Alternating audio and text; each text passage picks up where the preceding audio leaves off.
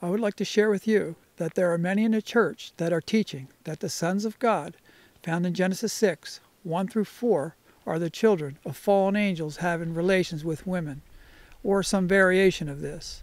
But I would like to share with you the scripture that tells us that the sons of God, found in Genesis 6, 1 through 4, were believers. Genesis 6, 1 through 4 states, "Now it came about, when men began to multiply on the face of the land, and daughters were born to them, that the sons of God saw that the daughters of men were beautiful, and they took wives for themselves, whomever they chose. Then the Lord said, My spirit shall not strive with man forever, because he also is flesh.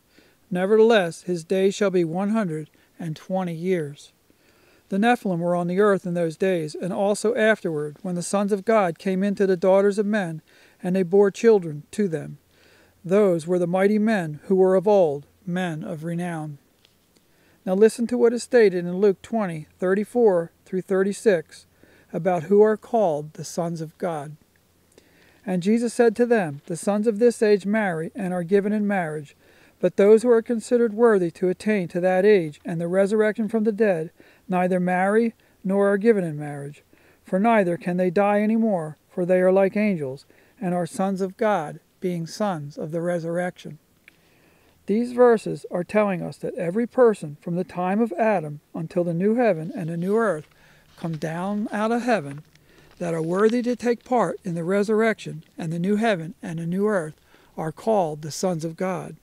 And this means that the sons of God, found in Genesis 6, 1 through 4, were believers, not the children of fallen angels having relations with women, as many are teaching in the churches today.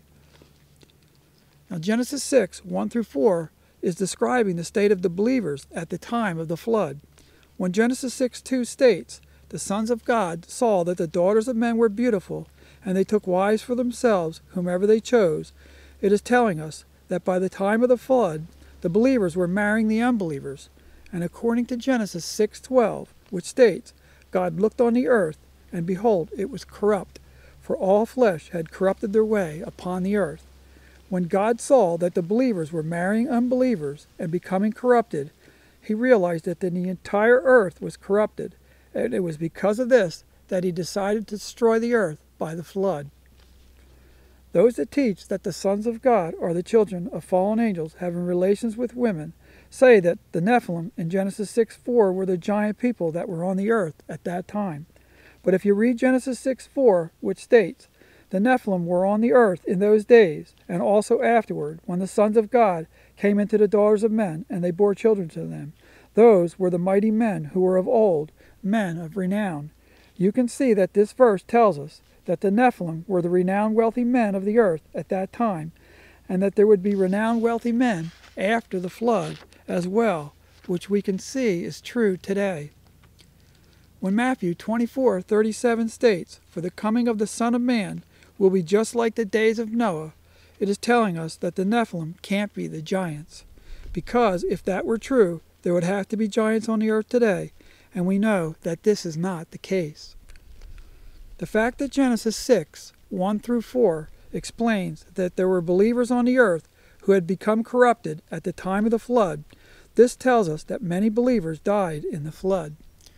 These believers died in the flood because they mixed with the unbelievers by marrying unbelievers, and because of this they became so involved in the activities of the famous wealthy men of their time that they were not able to hear that it was God warning them through Noah of the impending flood, and they died in the flood with the unbelievers. Now if we look around today, we can see that the state of the believers is just like it was in the days of Noah. The believers are marrying unbelievers, and they are submersed in getting wealthy, just like the renowned wealthy men of today are doing. And just like in the days of Noah, the believers are not able to hear God, and they will die with the unsaved in the plagues that are about to come upon the earth. Now as you can see from these scriptures, that the sons of God in Genesis 6, 1 through 4 were believers, and that they were not the children of fallen angels having relations with women, or the offspring of Satan having relations with Eve, that I have heard taught in many of the churches.